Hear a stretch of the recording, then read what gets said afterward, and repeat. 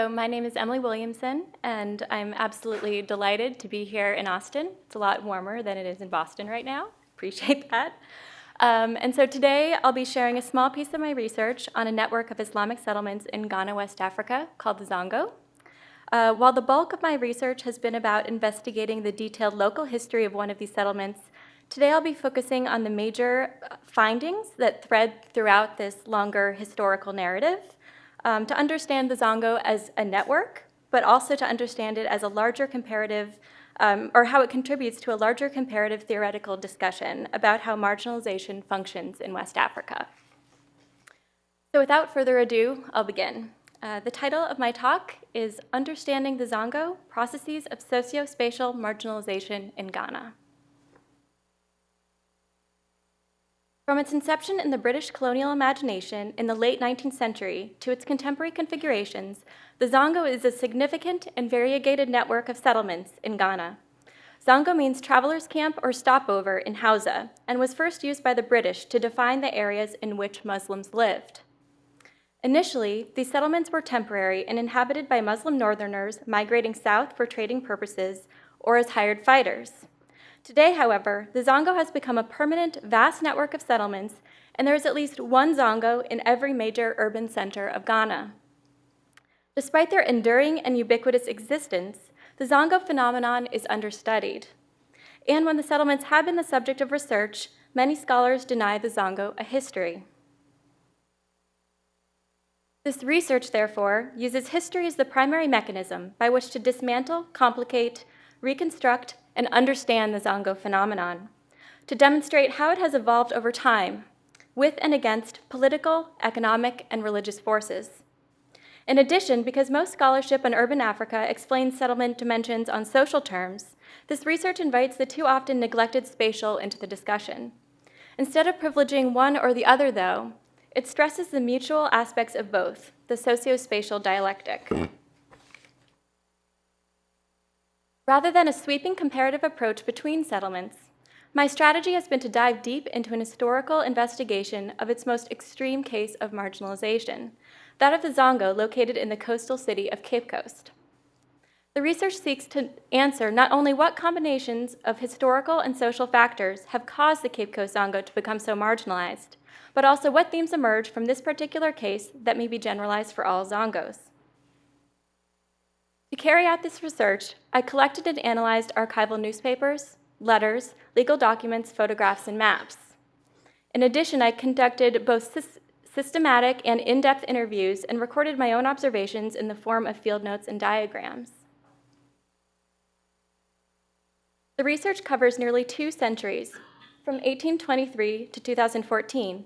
It begins with a British officer's first encounter with the Hausa, the Zongo's majority ethnic group in northern Nigeria, and ends with the establishment of a democratic constitution and my own observations for the past 7 years.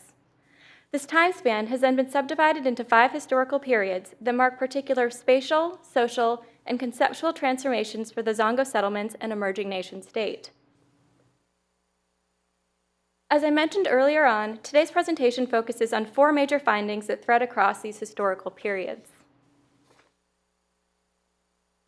It's crucial to first address the Zongo's cultural origins because its British beginnings have contemporary consequences. Originally a Hausa word, Zongo was cunningly retrofitted by the British. It is a colonial religious invention, a ploy to culturally and spiritually segregate Muslim northerners. Prior to its conception, and when Muslim northerners were still central to the British colonial agenda in the 19th century, their Islamic intellect and formidable strength from living on high ground were preferred over the indigenous Fanti, their sinful and soggy coastal counterparts.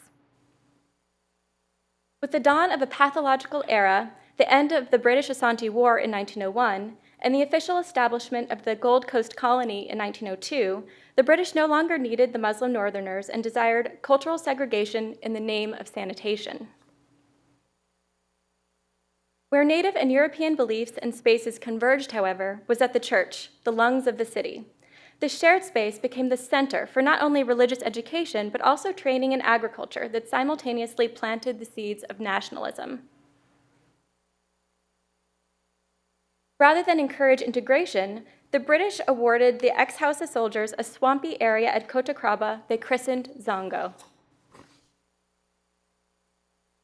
In the subsequent period, 1927 to 1956, Zongos became increasingly marginalized due to a rise in Native authority and visions for a comprehensive town planning scheme that introduced new rigid building regulations without accommodating Muslim needs and even threatened to move them outside of town. These new policies caused increased friction by zoning areas Zongo, only within which residents were permitted to generate visual expressions of faith, participate in religious ceremonies, and practice Islamic laws of land inheritance.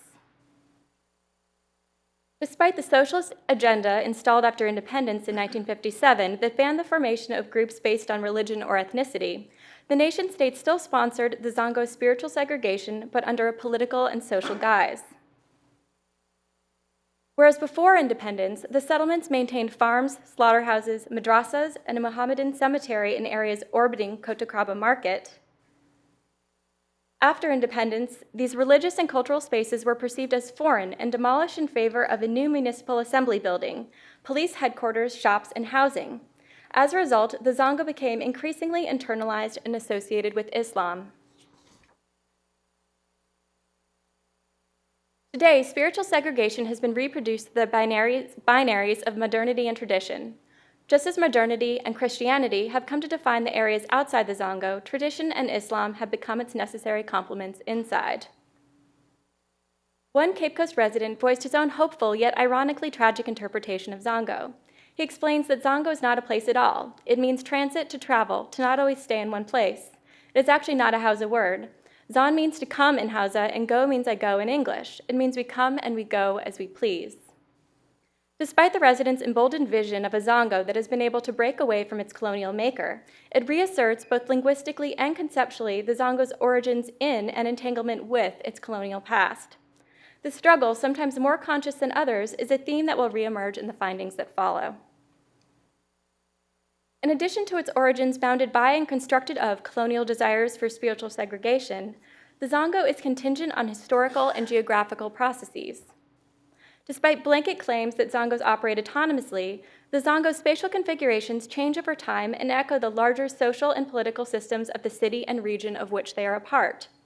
Thus, to understand a Zongo at the margins requires reconceptualizing the margin as part of the whole, a system that requires the powerless to fashion the powerful. The first historical period, up until the turn of the 20th century, tells the story of Cape Coast as a highly prosperous mercantile town at the center of Gold Coast trade and military prowess.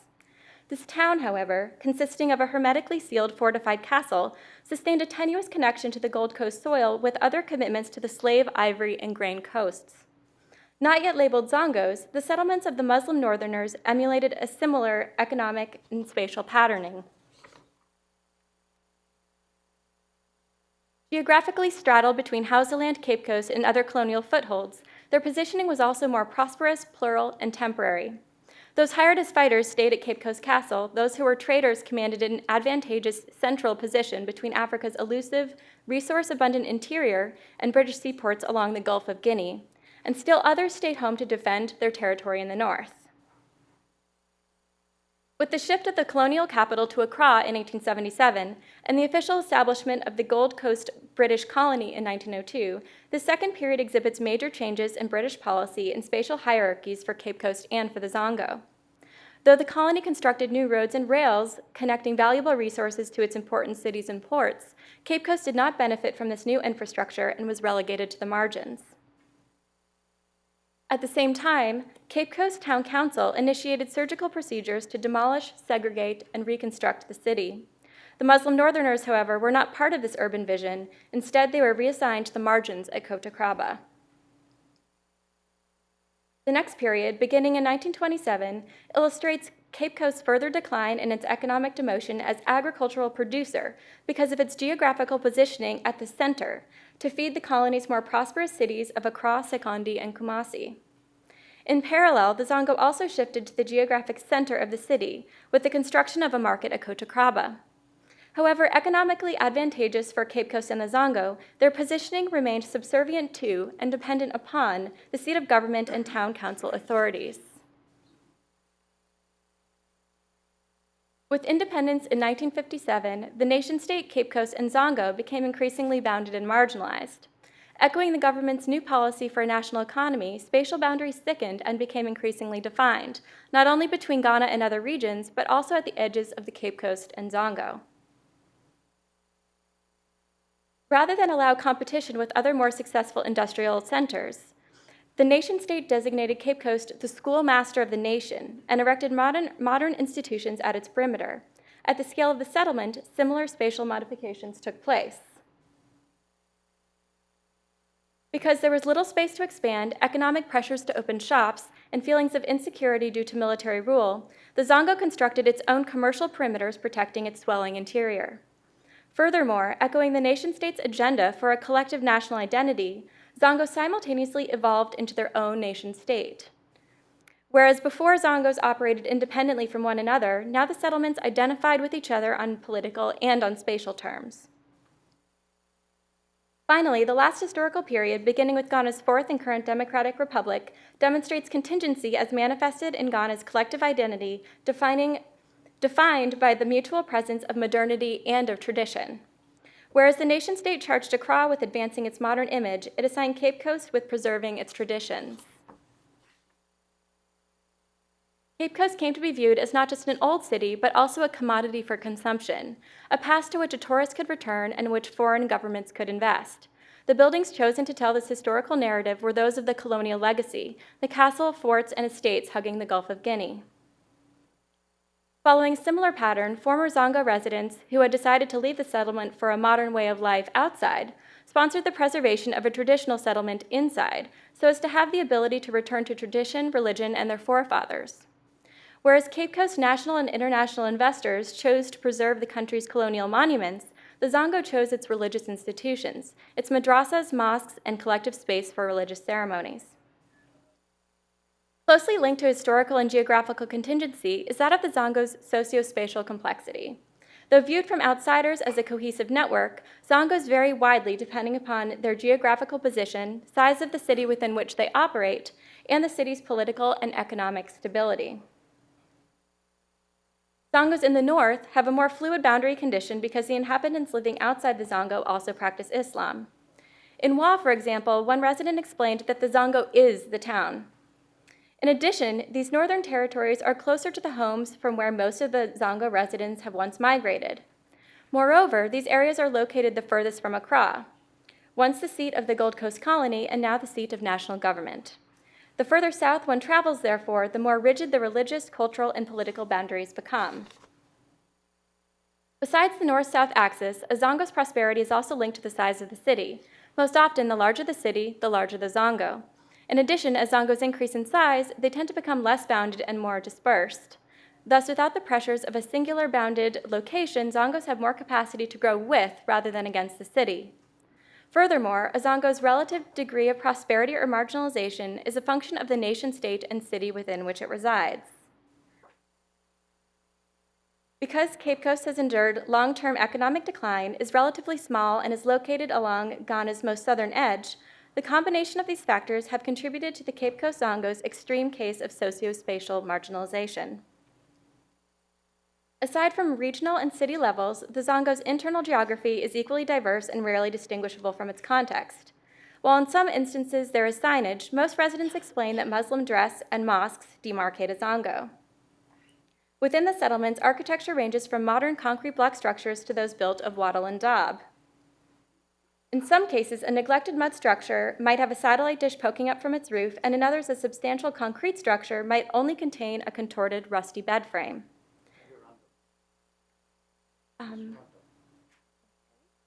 I can skip a sip. Okay. Okay. Let me just give you the conclusion then. Even with the increasingly global significance of the Zongo, the settlements remain in a spatially concentrated yet socially decentered and ambiguous position. Just as this quote from earlier in the presentation demonstrates, Zongo residents struggle to reinvent themselves and their future without employing tropes from the past. This research has endeavored to understand this complex history of the Zongo, from marginalization to development, to reveal the uneven socio-spatial structures of power in hopes of sponsoring agency and alternative future trajectories. This is just the beginning, however, and calls for the collaboration of scholars from a range of disciplines and local community voices to carry out focused comparisons in both Ghana's northern settlements and its rising globalizing capital. To what extent does the Zongo's local history shed light on other West African settlements grappling with parallel colonial histories? And similarly, what does the study tell us about other minority Islamic settlements around the world with analogous origins in which they were uprooted and planted elsewhere for the benefit of the colonizer? Okay. My name is Olumuyiwa Balogun from the University, Olabisi Onabanjo University. My paper, which I'm presenting, will be looking at Abeokuta and the social problem, Abeokuta and its social problem of urbanization, 1960 to 1980. Now, this is a historical investigation of, 1960 to 1980. 1960. 1980. No, 90. That's Let's correct that. graphical error there. 1960 to 1980. Abeokuta. Okay, sorry. Good. The whole process of urbanization actually started long before independence was gained. And at the time colonial rule came to an end in 1960, Abeokuta, which was one of the prominent towns in western or southwestern Nigeria, had attained the level of urbanization. However, the reasons for looking at urbanization during this period of time is to look at the transition from an agrarian economy into an oil-rich economy. And in doing so, it also brought about transition in the process of urbanization too. However, we should also take note of the fact that there were occurrences of changes of government. At the period at which independence came, Abeokuta was still within the western region of southwestern Nigeria. But by 1970s, it had become a state.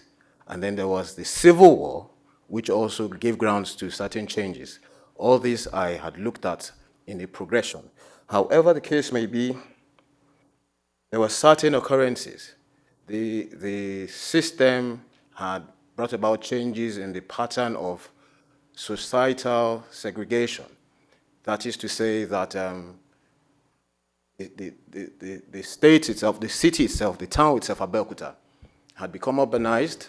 The colonialists had put in certain structures which it had inherited at the point of independence. But the structures were limited to just within the enclave of the small city. Now, at independence, when independence came, due to the limitations of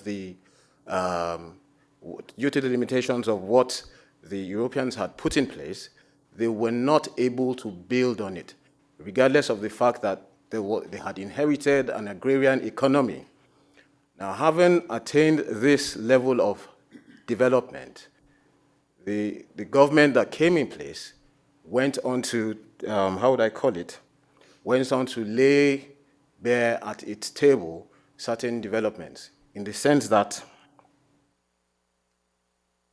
the social problems which now emanated brought about, brought about changes in, sorry, this is my first time of having appeared at the conference, so I'm still trying to get used to it.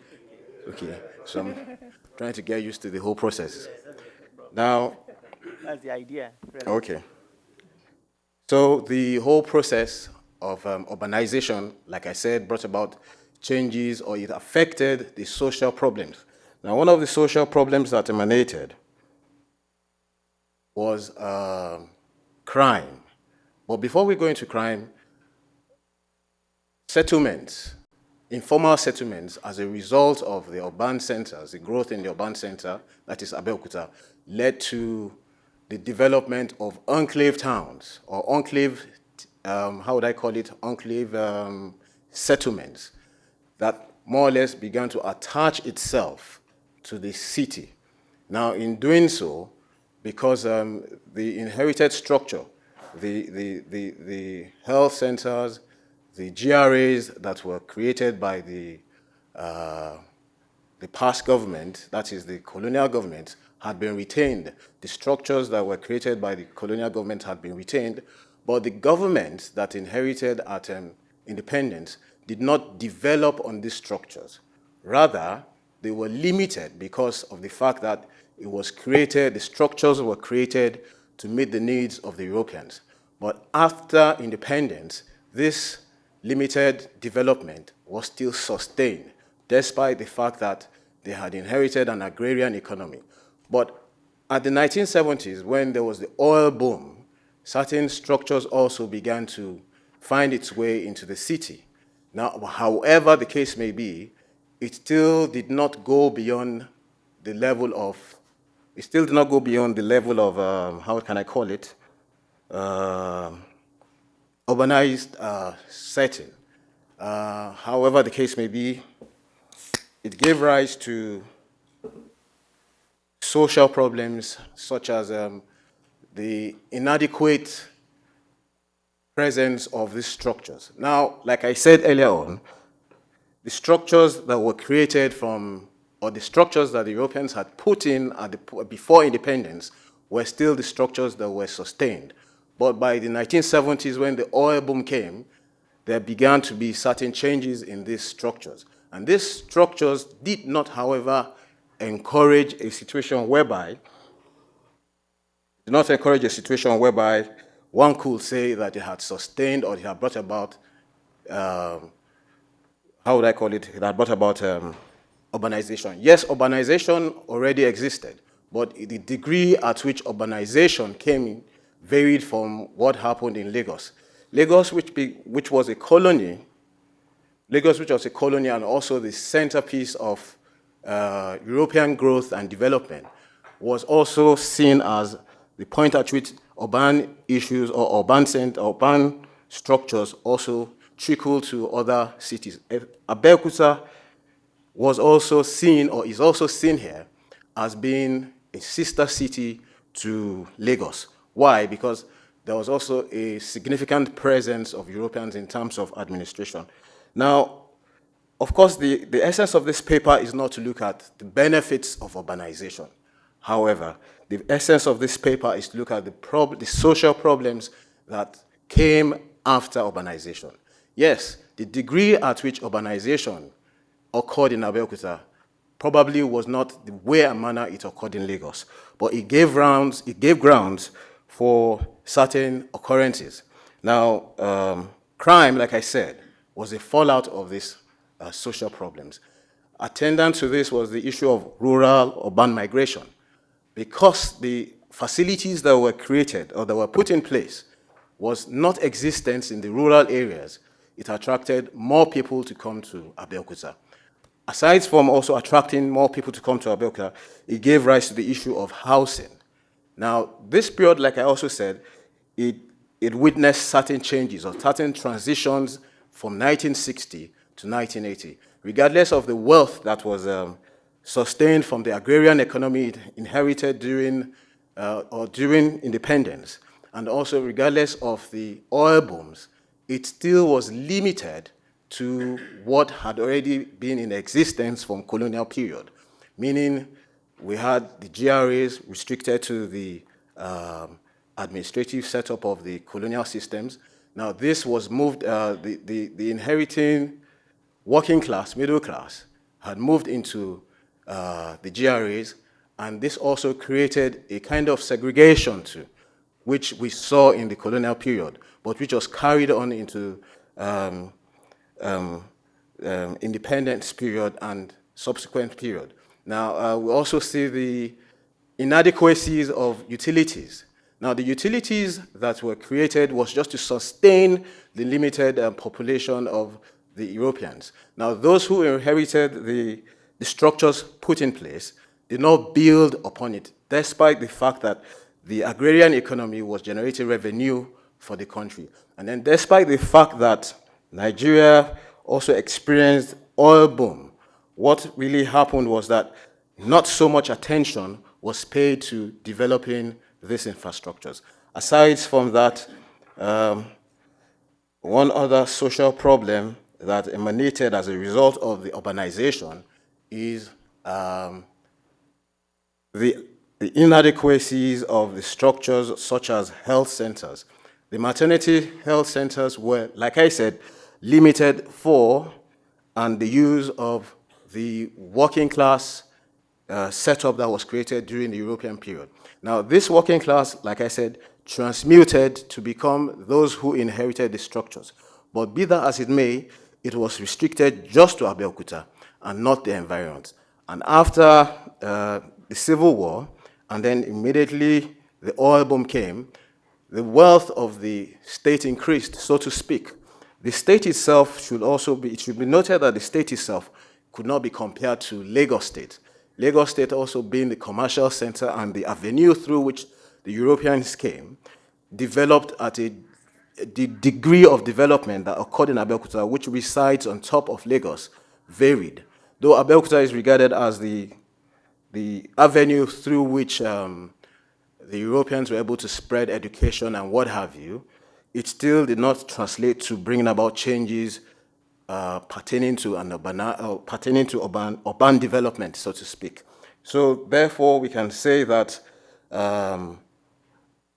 social problems arising from urbanization in Abeokuta more or less is intriguing in the sense that despite the transitions from an agrarian economy to an oil-based economy, the limitations of the oil, how can I put it, the perceived benefits of urban development was not necessarily seen to come to pass. Thank you. Thank you. Thank you, sir. All right, as I'm pulling this up, due to, I believe, some of the travel restrictions that happened for some of the potential attendees, there was some shuffling around a bit, so you've gotten a bit of a bait and switch in terms of the content here. I'm actually a little happy about that because it gives me an opportunity to out in front of an audience that I wasn't necessarily expecting to. So let's see, let this come up. All right. As connoted here by the title slide and the logo and stuff, I'm a transportation engineer and urban planning type. I'm very different from some of the content that that came before in this session.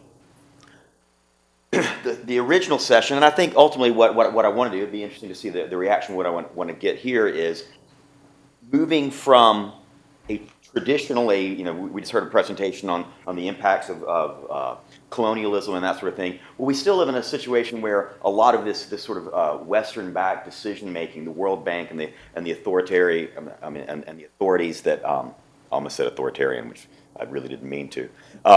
The authorities and the multilaterals and the donors that put forth and have set much of the infrastructure agenda, structural reform in the 1980s that did great damage to the public transportation systems throughout sub-Saharan Africa and other parts of the world. So what I'm doing and why I'm here at a conference like this is my context. I'm trying to make sense of this and make this better.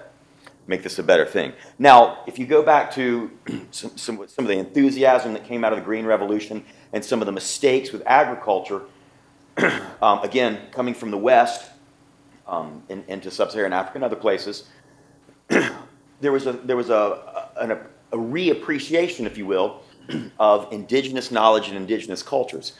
And the indigenous knowledge really started, with the agricultural movement, and then it moved on into resource management and environmental protection and that sort of thing. And there's been, since then, there's a wealth of literature on what indigenous knowledge is and how it is different from traditional, conventional scientific knowledge. And can you bring these two things together to sort of the best of both worlds for development policy and that sort of thing? To the point where we see here, and here's in the 90s, a World Bank documentation where they're actually a report that's setting out some framework, some guidance for using indigenous knowledge in the international development context. And then move on a little bit more into my world when we get into planning, and as we've moved into the 2000s, there's been much more emphasis on stakeholder input and participatory input in planning projects.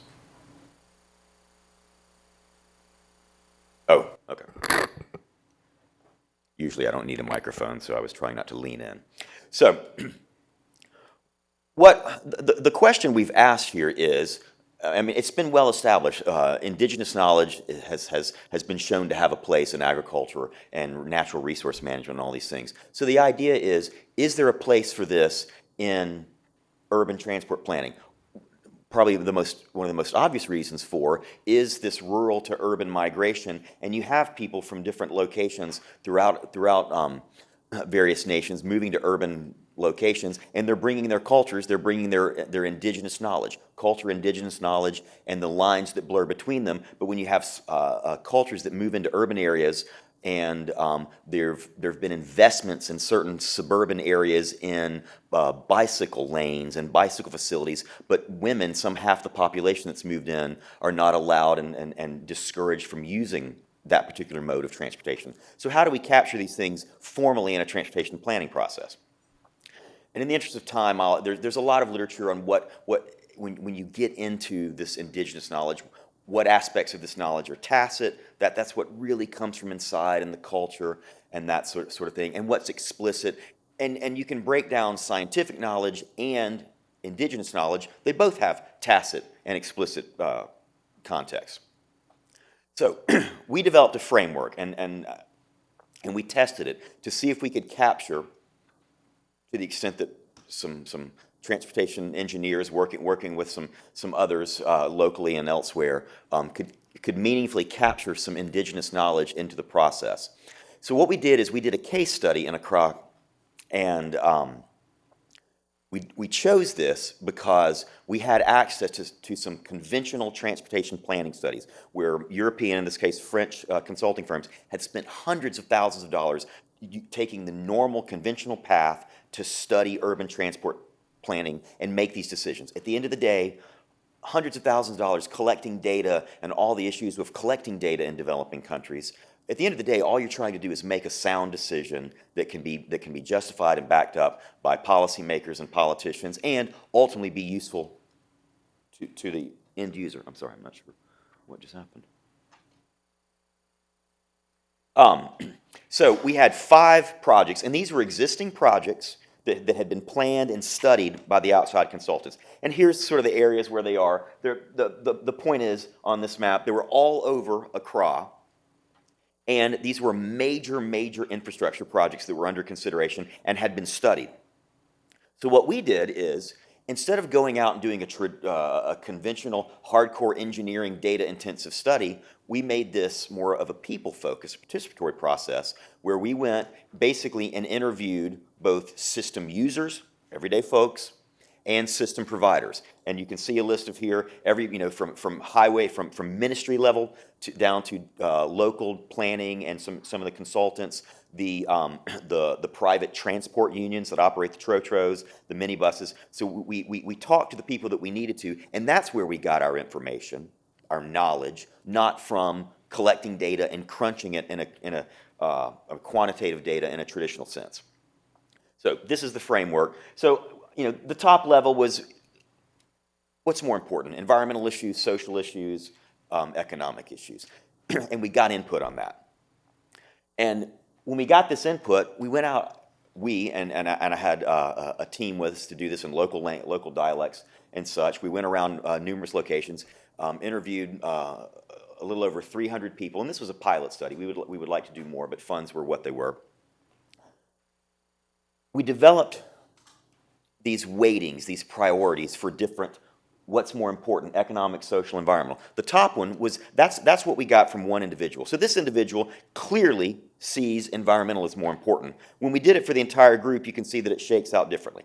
We did a similar thing for these 16 characteristics, these priorities of what people put on using the transportation system. Now this is where we hope and what we want to have happen is the indigenous knowledge comes through, and how people express themselves in terms of their priorities of being able to move around, and how transportation affects and is affected by their lives and their backgrounds. So the question is, are we really capturing indigenous knowledge? Or just like they did so with agricultural issues and environmental issues? Are we onto something? Is there some meaningful indigenous knowledge that's being captured here and can be used? So we crunch these numbers as well, and I'll move on. Individual numbers, and then we have different numbers for the group as a whole.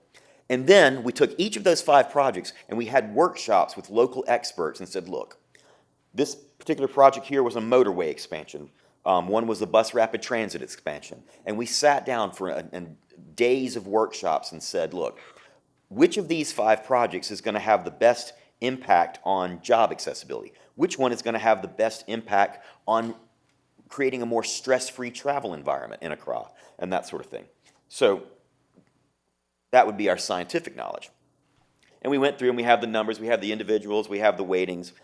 At the end of it, because at the end of the day I am an engineer and I do produce calculations and numbers and things, all of this, all the numbers and everything, they're not meant to impress or dazzle or distract. What it comes down to is each of these levels were analyzed, we got input from the locals, and we were able to come up with a score for each of these projects, and we normalized them. So right here, 100 being the best. So in this case, this particular BRT project was the most sustainable according to local people's self-expressed needs. That was the most sustainable of the 5 projects studied, and you can see how the numbers shake out from there. Now, interestingly, I mentioned that we chose this because we had some very expensive traditional engineering studies to compare to.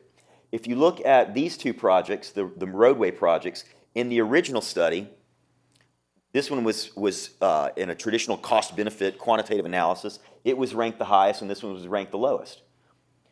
Ours preserved that similar background, or that similar relative ranking.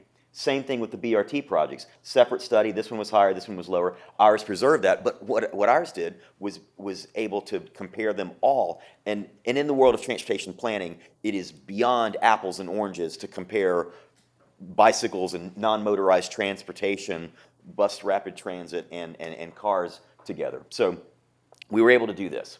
So we had this, level 1, level 2, level 3.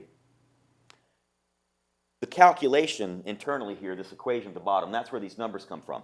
Now, the last slide gives me the idea that maybe we're onto something, because we were able, by getting input from people, we were able to capture some knowledge and at least in this test case, replicate the kind of decision-making ability that's done in the conventional sense. What we could do that was not done at all with the conventional sense is take this.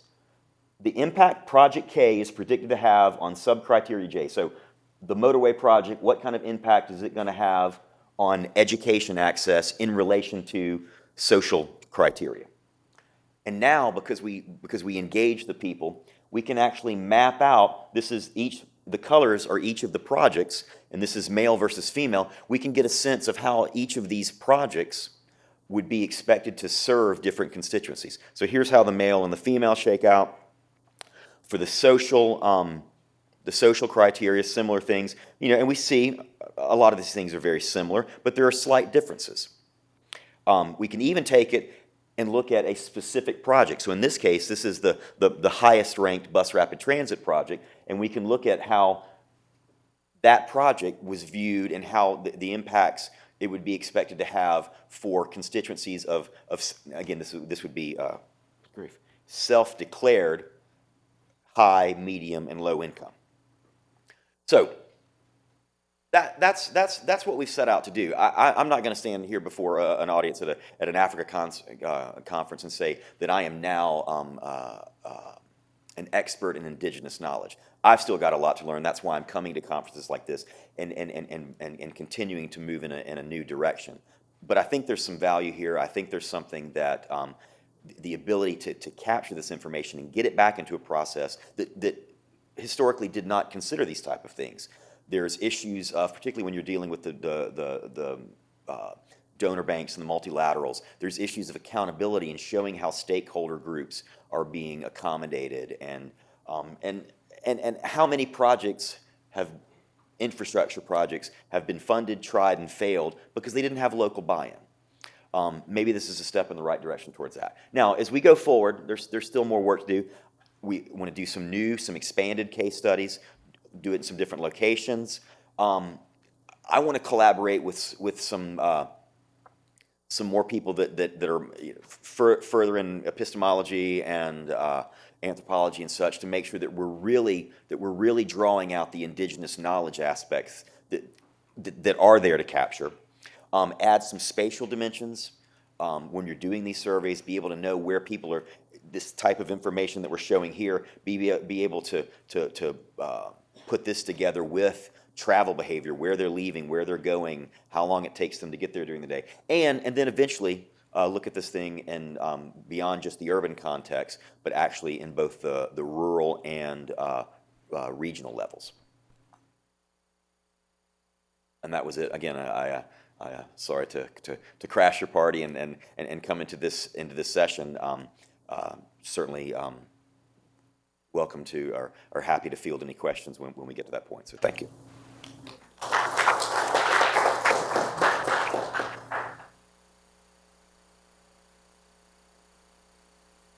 Thank you, ladies and gentlemen. We've heard the presenters.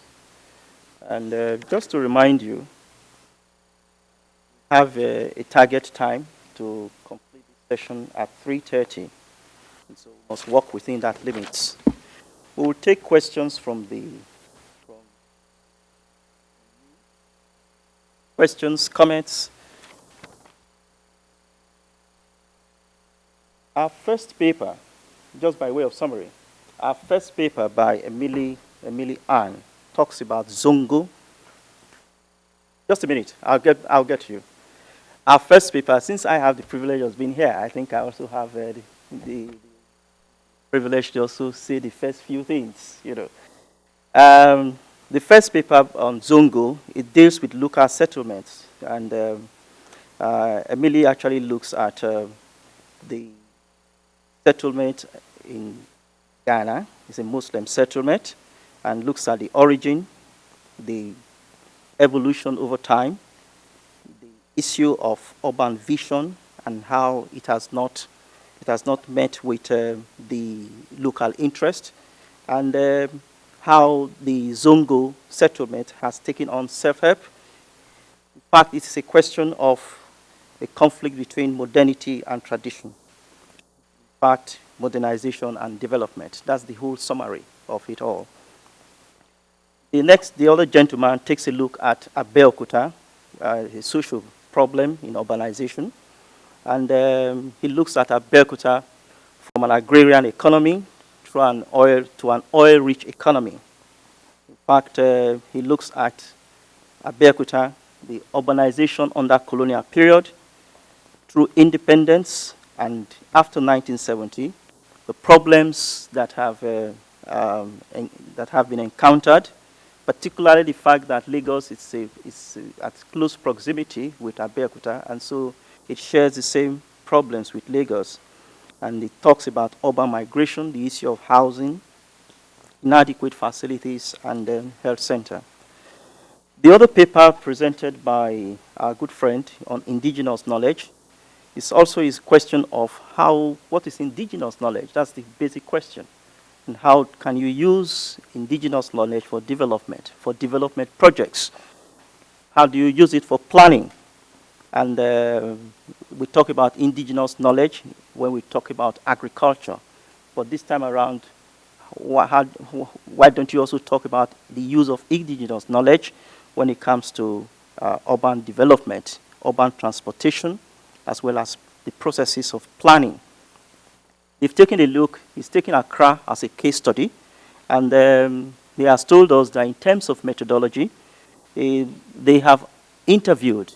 They didn't just look at the data as it's presented in textbooks, but they have interviewed the system users as well as the system providers. And they've also done workshops on road expansion and rail expansion, looking at road expansion and rail expansion. And then how do these projects impact on social facilities such as education and what have you. So that's the summary of what he has given. We now leave the floor open for comments and questions. When I call you, you introduce yourself introduce yourself properly so that we can record it, and then ask your question or make your comment. Let me take the last man at the back, please. Just a minute. Listen, somebody at the back.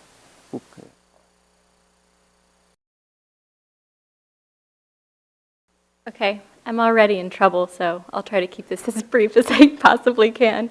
First, I want to thank you all so much for all of your questions and comments. This is actually really the first time that I've been lucky enough to be able to present in front of a group of people who actually know something about Africa, so I really appreciate that, so thank you, and I'm learning a lot. So for the first question was really about, so he mentioned Sabongiri in Nigeria, that's actually the kind of equivalent Zongo in Nigeria. And to be honest, I didn't actually even know that. This has been kind of a very rapid research project for me, and I only had the ability to work on it for 6 months, so I didn't actually get into being able to kind of compare these different settlements, but I believe that's of utmost importance and absolutely fascinating, and I look forward to going home tonight and doing some research on that. And then, I mean, let's see, so and so I haven't gotten a chance to compare them yet. And then, so the next question is about, is a Zongo a slum or a squatter settlement?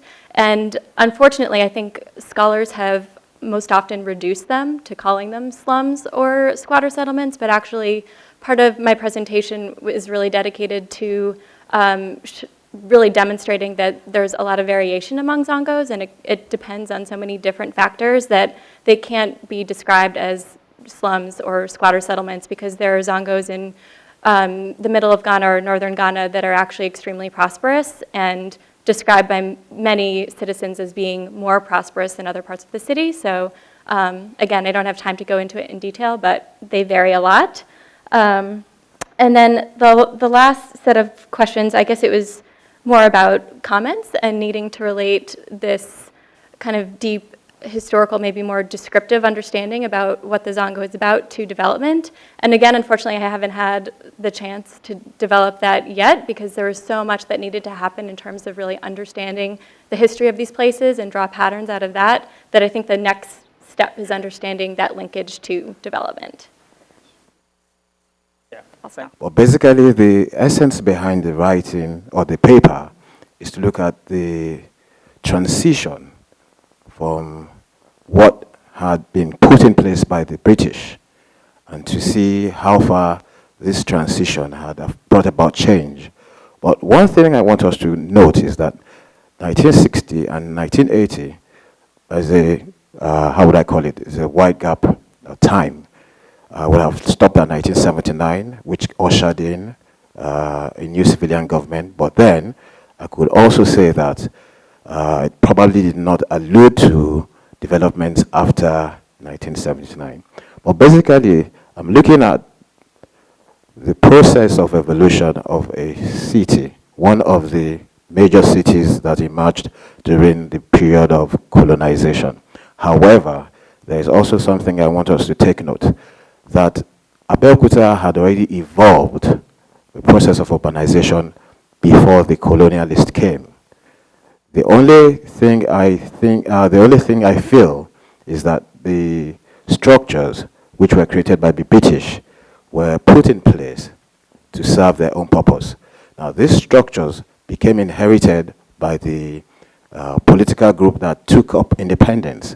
Now, they live the same lifestyle of the British, but then did they build upon what they had inherited?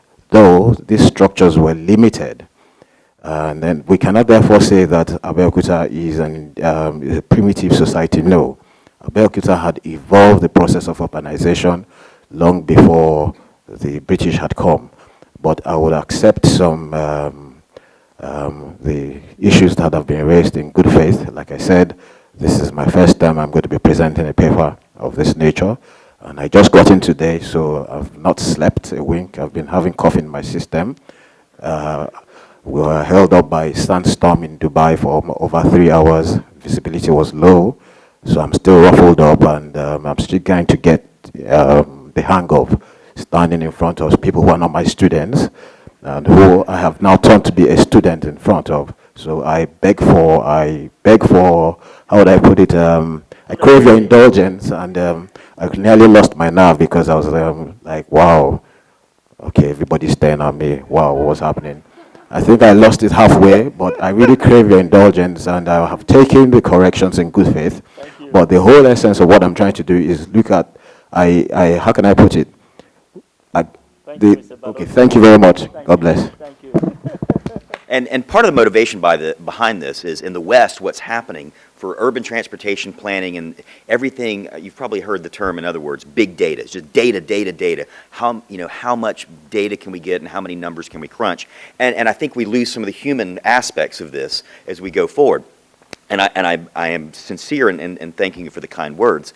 I made a presentation of this at a conference at the AU headquarters in Addis a year or so ago, and I had and this was a largely engineering community, and I had African engineers coming up and saying similar things, and I had Western engineers telling me I was an idiot. So, so I'll take the kind words everywhere I can get them. But I mean, there is a precedent for this, and there's some very interesting work. You mentioned. Actually, it was very, very, very interesting that you said this, the idea of the architect. There's some work that's been done in New Zealand where, as the Maori, the indigenous people of New Zealand, continue to move into the urban areas, how they interact, particularly with building and aspects of light and wind and various things. So there is some precedence for how indigenous people, as they come into urban areas, how they interact with things. And again, I mean, I'm here at this conference, and I'm here to learn as much as to talk to anyone else. And I sat in a session just coming into, I mean, the one previous to this. It was entitled Language Recognition, Inclusion, and Development Planning. And that's not something that, as I'm listening to these presenters and I'm listening to the discussion, I'm talking about perhaps indigenous knowledge and maybe getting into rural areas. I haven't even broached the idea of language. One of the things that I do a lot of is transportation safety modeling and planning and things. And you get out into rural areas where the motorcycle is taken on such a force as it has for rural mobility, and you want to safety issues are really behavioral issues. They're human issues, and those need to be conveyed both with local knowledge, but in local language, obviously, which I'm not qualified to do. But just me learning that point today. So this has been a great experience. I appreciate the words. I don't really think I had any questions to answer in this forum, but I would love to have continued interactions and continue to learn from anyone else who has anything else to say for the rest of the conference. Thank you. Yeah, thank you very much. I mean, you will agree with me that we've had a very beautiful session with 3 good presenters, those who are just learning and those who are already experienced on the job. We all go through the process. We must start from one stage and go on like that. That's the idea. So I want to thank the 3 of them. Please, can we give them a round of applause, please?